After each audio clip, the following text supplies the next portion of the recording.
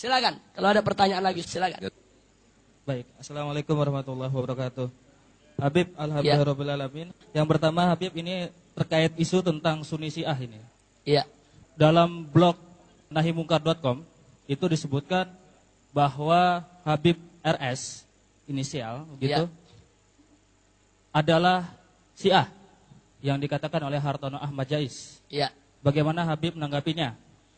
Yang kedua, tentang masalah Lady Gaga. Ini sepertinya pihak-pihak liberal masih akan terus berusaha untuk mendatangkan Lady Gaga ke Indonesia. Iya. Bagaimanapun caranya, dan FPI saat ini menjadi pemberitaan utama headline media-media internasional karena FPI berhasil menggagalkan kedatangan Lady Gaga ke Jakarta. Sekian Habib. Assalamualaikum. Waalaikumsalam warahmatullahi wabarakatuh. Di website, di internet, di Facebook, di mana sekarang menyebar Habib RS Syiah. Nah, maksudnya RS Rizik Syiah. Bahkan ada yang menyebut nama langsung, bukan pakai inisial lagi. Nah, saya nggak peduli siapapun yang menulis itu, tapi dia punya alasan lucu.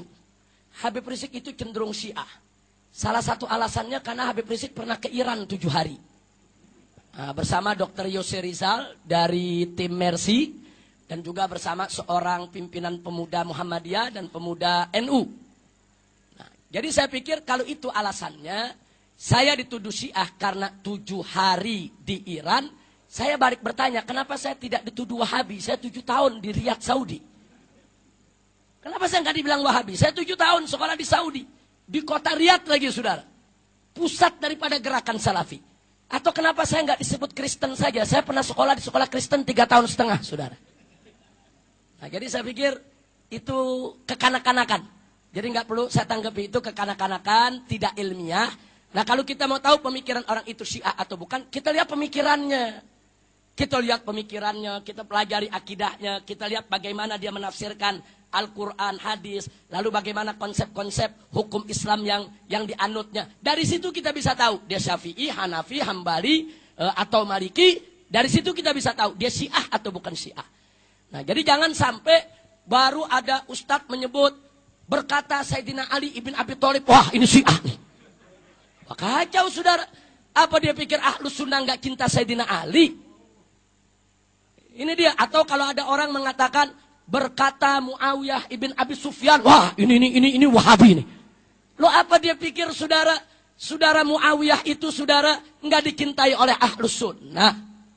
Ahlus Sunnah itu cinta kepada Muawiyah, cinta kepada Sayyidina Ali, cinta kepada semua sahabat. Walaupun memang di antara sahabat itu bertingkat. Ada yang Al-Asra yang 10 dijanjikan sorga, ada yang Muhajirin, ada yang Ansor, kemudian ada yang ahli Badar, dan lain sebagainya. Jadi saya pikir hal-hal semacam itu sudah mesti kita hilangkan. Jangan kita dengar sedikit nama Siti Fatimah disebut, wah ini Syiah. Nanti kalau di Siti Aisyah disebut sedikit, wah ini kalau begitu ini musuh Syiah. Wah kacau kalau begitu saudara.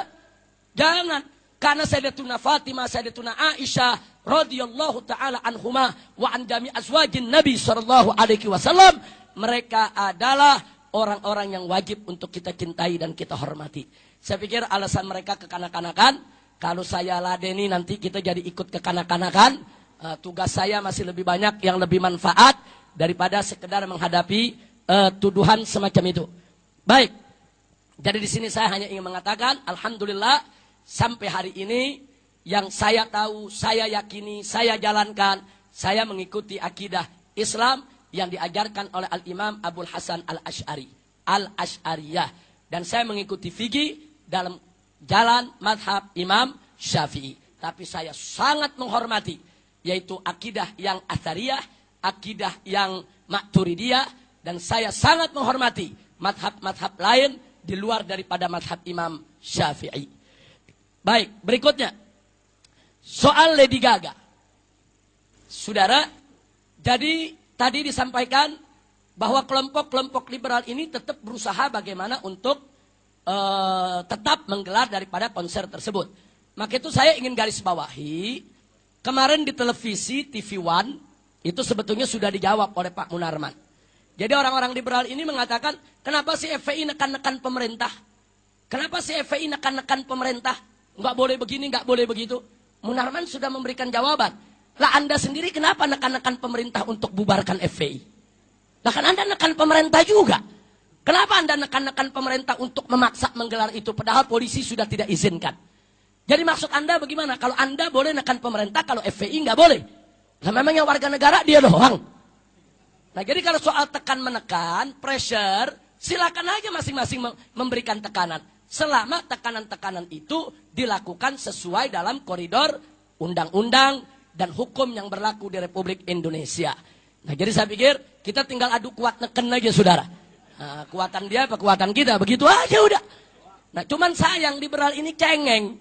Baru ketekan sedikit kalah udah nangis dia saudara. Nah tahu-tahu udah teriak-teriak saudara. Nah jadi ini kesian sekali. Jadi cengeng. Nah jadi karena itu kalau kita mau berjuang kita nggak boleh cengeng. Nah makanya itu gerakan Islam harus tegar. Oh kita nggak berhasil berjuang lagi, nggak berhasil berjuang lagi. Fa idza faraqta fansob. Wa idza faraqta fansob. Kalau kita sudah selesai melakukan satu ibadah, satu perjuangan, diri lagi, lanjutkan pekerjaan yang lainnya.